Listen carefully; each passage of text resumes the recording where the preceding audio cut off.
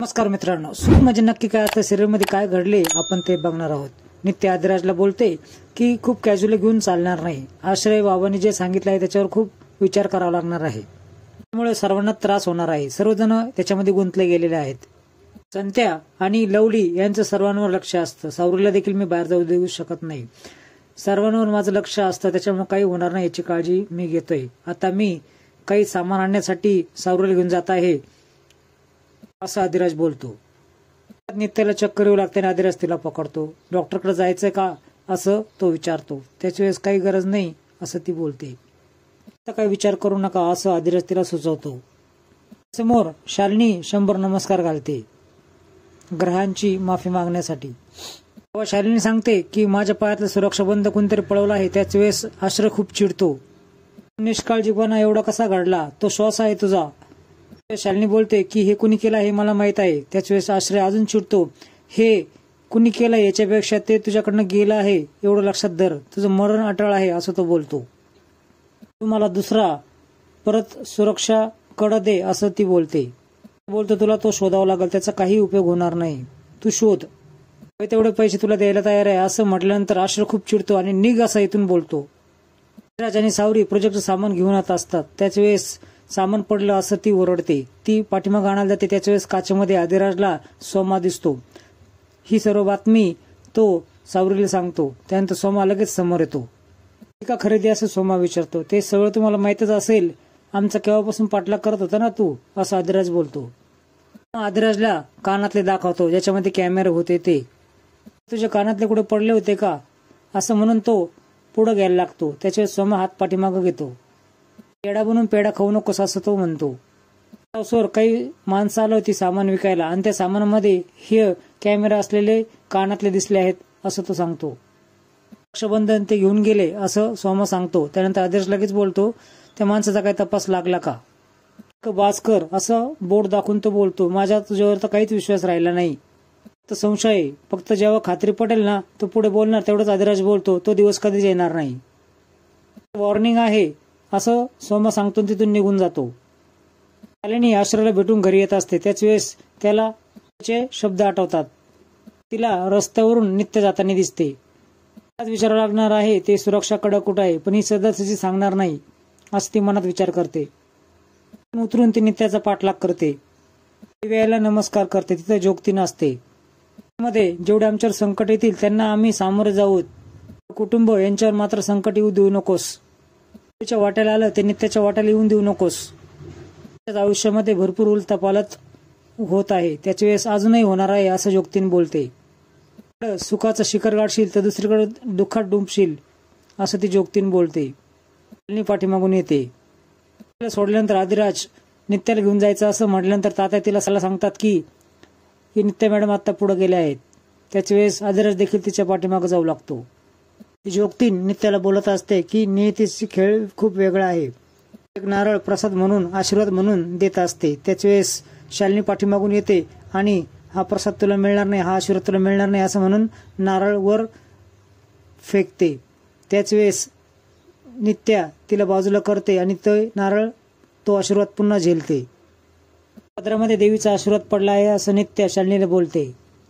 असं सुख मला मिळत राहणार आणि अपयश तुमच्या पदरात पडणार असं ती शालिनीला बोलते. तेच सुख तुझ्यापासून हिरावण्यासाठी माझा जन्म झाला आहे असं शालिनी देखील तिला बोलते. रोडवर शालिनीची गाडी दिसते आणि तो त्या देवीच्या दिशेने जाऊ लागतो. विचारते जे चोरला आहे ते कुठे आहे. त्याच्या वेळेस नित्या बोलते की काय चोरला आहे ते तर सांग पहिले. पायातील कडं असं शालिनी सांगते. त्या कड्याचं मी काय करू असं नित्या देखील बोलते. अशी तुझा संबंध आहे, जास्त हुशारी करू नकोस नित्या असं शालिनी नित्याला बोलते. नित्या आवाज खाली असं शालिनीला बोलते. त्याच्यास नित्याला ती बोलते मागच्या जन्मी तू मोलकरीण होतेस. त्याच नित्या बोलते की मोलकरीण नाही मालकीण होती आणि ते सुख तू माझ्यापासून हिरावलंस. यशवंत शिर्के पाटील असं ते उत्तर देते. सर्वांचाच बळी घेऊन ते सर्व मिळवलंस. तिला चक्कर येऊ लागते. ती खाली पडणार. त्याच्या वेळेस आदिराज तिला पकडतो. आदिराज काय झालं असं शालिनीला विचारतो. काय झालं काय माहिती असं शालिनी उत्तर देते. बोलते देवीने आशीर्वाद टाकलाय तिच्या पदरामध्ये पोरा. नित्याला डॉक्टरकडे घेऊन जातो. डॉक्टर तपासतात आणि खुशखबर आहे असं बोलतात.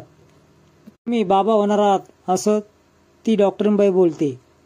तिला बाबा होणार म्हटल्यावर खूप आनंद होतो. आनंदाने नित्याला मिठी मारतो. आता 2 जीवांची काळजी घ्यायची असं ती नित्याला सांगते. राहुलीकडून मी ढोलताशा मागून घेतो असं आदिराज बोलतो. त्याच्या नित्य काही गरज नाही असं बोलते. देखील खूप खुश असते. सर्व प्रेग्नेंट असलेलं बोलणं शालिनी ऐकते. मनात हसू लागते. गौरीचं जे केलं ना ते तुझं होणार आहे. आता बाळाच्या जन्मा अगोदरच त्याचा बळी घ्यायचा आनंद मिळणार आहे मला. पोटामधील वंश मी वाढूनच देणार नाही. त्याच्या घरी सावरी आणि राजमा कुणीतरी येणार ग या गाण्यावर नाच करून आनंद व्यक्त करत असतात. त्या देखील लहान बाळाचा फोटो भिंतीला चिटकवतात. विमल नित्याची दृष्ट काढते की बर्फी यावर राजमा आणि सावरीमध्ये वाद होतात. बाजू ठेवण्यात माझ्या हाताचा लाडू खाताल असं विमल बोलते. आमच्याकडे कोण लक्ष देणार नाही, सगळे बाळाकडे लक्ष देणार. सर घर लोकांवर गेलतो. त्याच वेळेस नित्य हसू लागते. पहिले माझ्याकडे येणार, आत्याकडे येणार असं सावरी बोलते आणि बाळ पहिल्यांदा माझ्याकडे येणार, मी त्याची बहीण असणार असं राजमा बोलते. गोंधळ उडाला असताना विमल काळजीनेच शांत बसते आणि विचार करू लागते आश्रय बाबाच्या बोलण्यावर. त्यांच्या वंशावर संकट येणार हे बोलणं ती पुन्हा घरात आठवण करून देते. काळजी करतात. सर्वांना आश्रयचे शब्द आठवू लागतात. आत्या आहे मी, बाळापर्यंत येऊन देणार देखील नाही शालिनीला असं सावरी बोलते. देखील तिची सावली देखील पडून देणार नाही बाळावरती असं बोलते. वेळेची प्रार्थना विमल करते. कवच प्रदान कर असं बोलते. शालिनी देखील कुणीतरी येणार ग असं गाणं बोलत असते. नंतर विचार करून बोलते गौरीवर बद्दल केला आहे तेच नित्याबद्दल करणार आहे. त्याचा मृत्यू माझ्या हाताने जरी नाही लिहिला असला तरी तिला मी भरपूर वेदना देणार आहे, त्रास देणार आहे असं शालिनी बोलत असते. गौरीचं बाळ जसं मी मारलं तसं नित्याचं देखील मारणार आहे. हे ऐकून आश्चर्यचकित होतो. बाळ कोणी येणार ग नाही तर जाणार आहे असं ती बोलते आणि मिश्किलपणे हसते. पुढील भागामध्ये आपण बघणार आहात की नित्या आणि आदिराज देवीच्या दर्शनासाठी येतात. त्यांना सावध करते की बेसावध राहू नका, खूपच धोक्याचे आहे. तुमचं जरी असलं तर त्याला देखील धोका असणारच ना. गेस्ट हाऊसवर सोमा 2 बायकांना घेऊन आलेला असतो. शालिनी त्यांना फोटो देते आणि बाईचा गर्भ रिकामा करायचा आहे असं ती त्यांना सांगते.